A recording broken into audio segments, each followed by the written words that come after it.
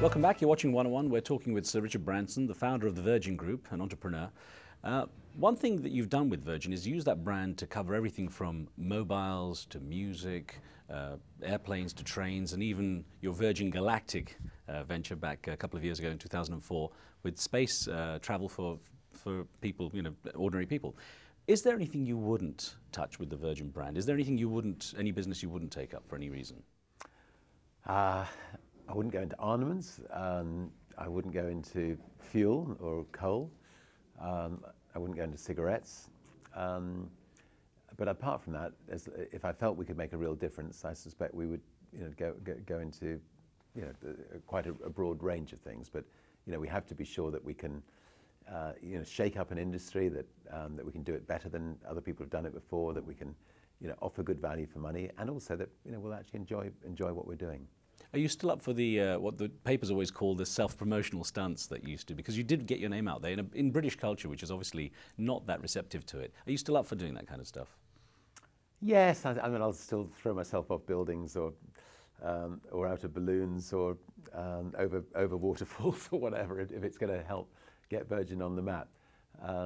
Maybe my son's quite a good-looking 21-year-old, and maybe I'll get it. Maybe I'll start throwing him off soon. But essentially, the British public has changed, hasn't it? It's more receptive to the idea that an entrepreneur can make a success. Because British culture wasn't really like that when you started. No, when I started, I mean, being a businessman or entrepreneur was a dirty word. I mean, you took a proper profession like a solicitor or a doctor, and I hope that that we've contributed a little bit in changing that, and the stuffy image of the British businessman.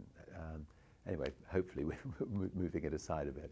How do you stay on the cutting edge? How do you stay across the changing times? Because that's one thing Virgin is famous for. It keeps up with the times. Well, I think I'm interested in life, and I'm interested in learning about things. If you take space travel as an example, in 1990, I started traveling the world, meeting engineers and scientists to see whether I could find somebody who was likely to be the person to build a reusable space rocket. And I came across all sorts of wonderful, weird ideas, and then met Bert Rutan, and he's the most brilliant aviation engineer ever. What do you think was your defining moment as an entrepreneur?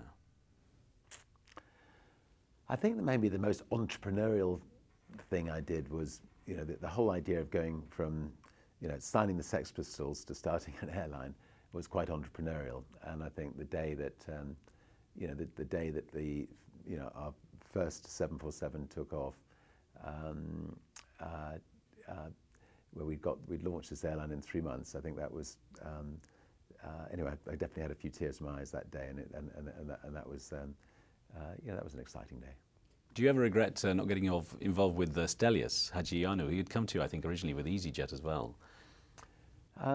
Yes, Stelios actually was overheard me make a speech once when I was in Greece, and then decided to come and, well, not really compete with us, but anyway, set up his own airline. So in future, I'm not going to make any more speeches.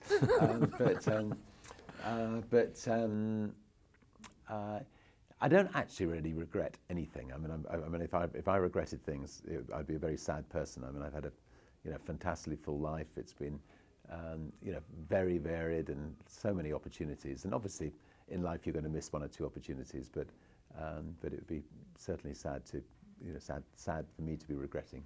How do you reconcile the sort of global businessman lifestyle, the demands of all the travel and everything else, with the family life? Because you came from a very close family.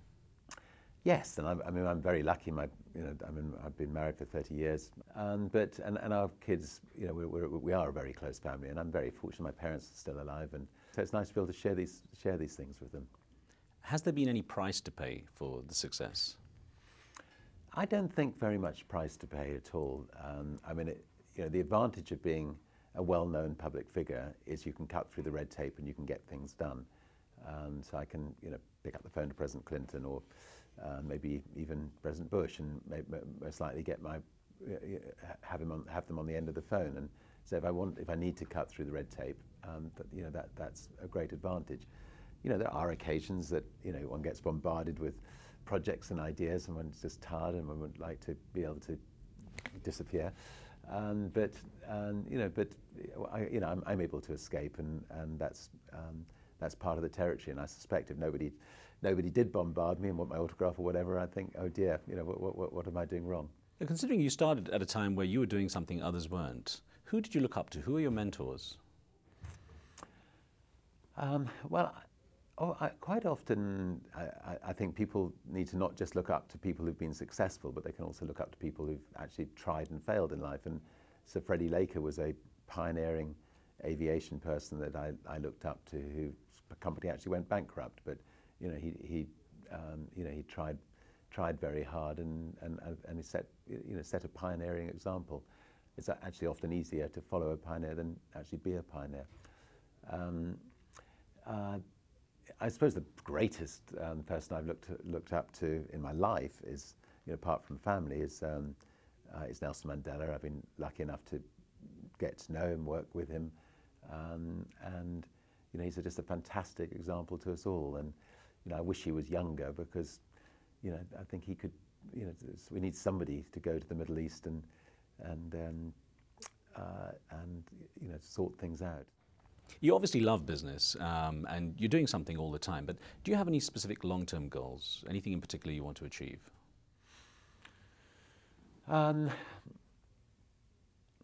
Well, I would like to contribute towards saving the world from itself, and obviously with our environmental push, that's something we wish to be able to achieve. I'd like to. It sounds like a contradiction, but actually, our space travel is environmentally friendly, or almost benign. I'd love to be able to enable those people who want to actually travel into space, and to be able to do so at an affordable price. Do you see it realistically in your lifetime to be able to see people regularly traveling into space? I mean, civilians. Yes. No, I think we can. I think that we'll be able to get the price down to a level where hopefully millions of people will be able to experience space. And actually, I think from what we're learning from the technology, we'll be able to move on and maybe get flights from, say, Europe to Australia in half an hour, again in an environmentally friendly manner. Now, you personally, though, is there anything you want to do yourself you haven't had time to do? You've tried everything. You've been an adventurer. You've been a balloonist. Everything. Is there anything you want to do? Oh, well, I certainly will be going up into space, which is something which I'd love to do.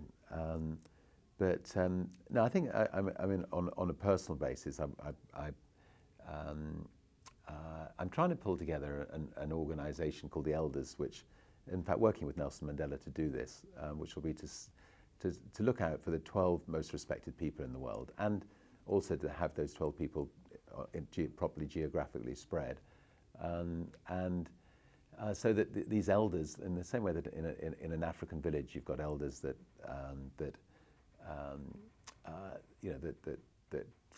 help the community. They're like the mentors.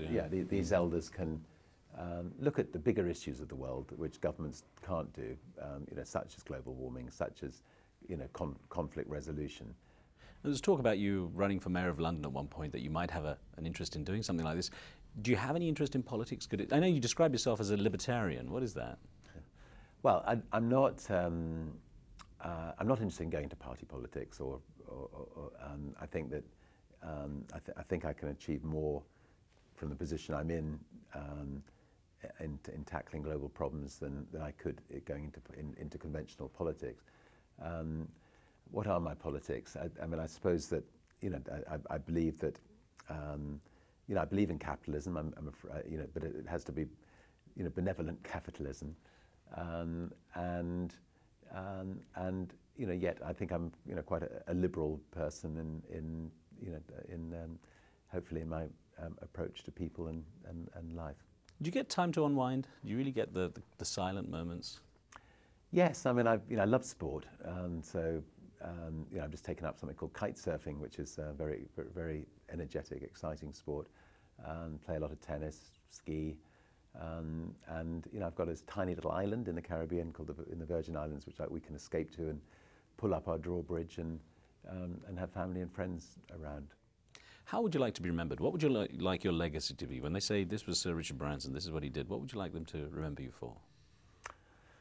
Well, I think he lived life to his full, and hopefully made a bit of difference to other people's lives in a number of different areas. And so it's not going to be the most successful virgin on the planet or something like that. No, I mean, the most successful virgin on the planet sounds good. I think I'd love it if we can, if one day Virgin can be known to have created the most respected brand in the world, not the biggest, and hopefully made a real difference to people's lives. So Richard, I wish you luck. Thank you very much. Cheers. Cheers. Thanks Thank very you. much.